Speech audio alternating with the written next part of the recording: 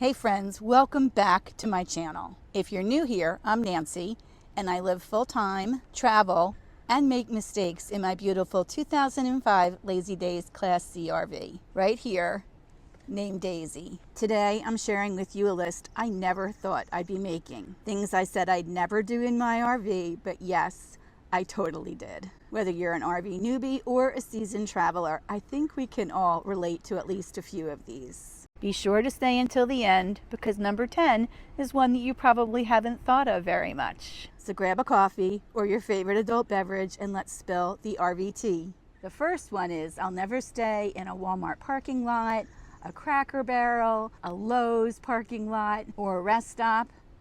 And that lasted about 3 months. I used to think I'd stay in all the scenic places, the lakeside campgrounds, the national parks, or mountain retreats. You know, the Instagram dream. The reality is not every park I stay in has the best view. The good thing is if I don't like my view, I can shut my curtains. Where I am now, the sites are a little bit farther apart and I'm right next to a friend. Sometimes the sites can be very tight, where people are a little bit nervous about even opening up their slides. Well, I have stayed lakeside many times, and I really enjoy that view from my back panoramic window. Much of the time, that is not my view. Number 2, I will never drive in a big city. I was sure I could just avoid all the big cities, just bypass them or circle around them. But the reality is my GPS puts me right smack in the middle of them sometimes, usually in rush hour traffic. And even if you try and go around them, like Chicago or Atlanta or Baltimore, there's never a time that there's not traffic. But I'm not sure which is worse. Driving through a big city at 5 miles an hour or driving down a very narrow country road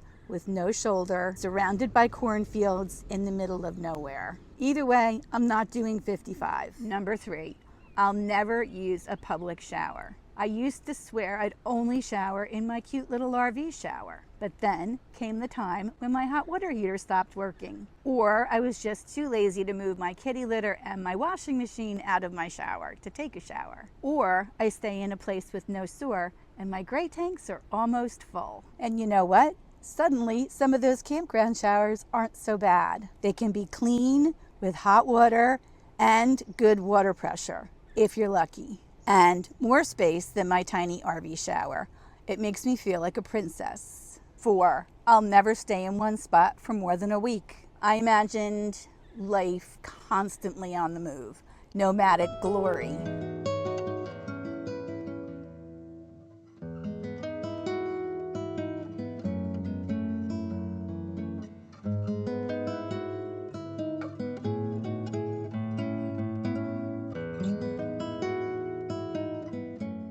But sometimes fast travel is exhausting, and I find the real freedom is in traveling slow. There's something to be said about spending 3 weeks in one place, especially if you have great Wi-Fi, cheap laundry, and fun neighbors. The 5th one is I will never cook in my RV. The lingering odors, the cleanup, and cooking in a small space can be very challenging. But that first rainy day or cold day, or I just don't feel like setting everything up outside, I'm cooking inside. I think that took about a week of living full-time in my RV.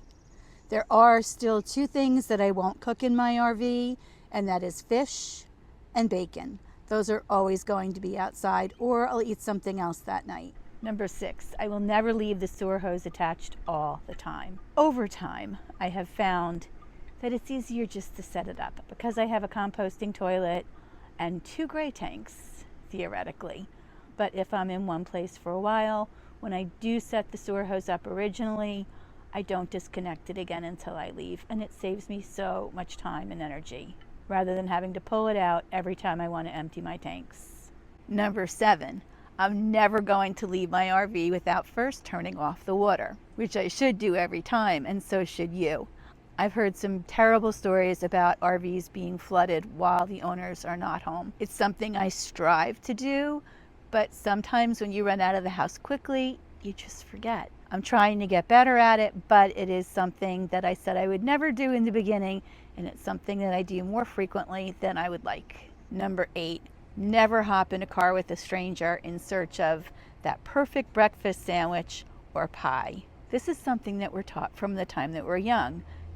It's one of the rules I find I break the most often, especially if I meet that person in a Thousand Trails Park. When you meet new people all the time, you tend to get a feeling about them. They're not perfect strangers. I may have had a conversation with them for 5 minutes. They are most likely a neighbor, and you get a feeling about someone. Maybe they're local and they know places, and you start to talk about where you're from and they're from, and they're like, I know where the best breakfast sandwiches around are. We'll go tomorrow morning. Or, do you like pie? I know a great place that has pie. Let's go out tonight and get some pie. That was a Midwest thing. Especially as a solo female traveler, I really am very cautious, but it's really refreshing to be able to meet a stranger and have a trust level again that I feel RV life has provided a trust in my life with other people that I haven't had for a very long time. Number 9, I'll never get a storage unit. That lasted about 2 years. When I moved out of my sticks and bricks house, I was determined to not have a storage unit. So the upper bunk on my Class C became my attic. And after about 2 years of really not using everything in the upper bunk very much, I decided that it was still very important to me, probably not very valuable, and I still wanted to keep it. However, I don't need to take it with me everywhere I go. So I got a storage unit. It helps keep the weight in the RV down, and it also gives me a space to store daily items like extra toilet paper, paper towels, and things that I'll use on a regular basis instead of stuff I never look at. And number 10, probably the most unusual one, and you can let me know if you've ever done this before. I do it all the time. When I first started, before I left on a travel day, I cleaned everything so well, including my dishes. But I found, especially when you're traveling quickly and moving every day, that some days it's impossible to get everything done. And usually what doesn't get done is the dishes. I never thought about traveling with dirty dishes until I started to move quickly and travel quickly. And I learned to travel with dirty dishes. Let me know, is that something that you've ever done? So what about you? What are some of your I'll never do that in an RV moments?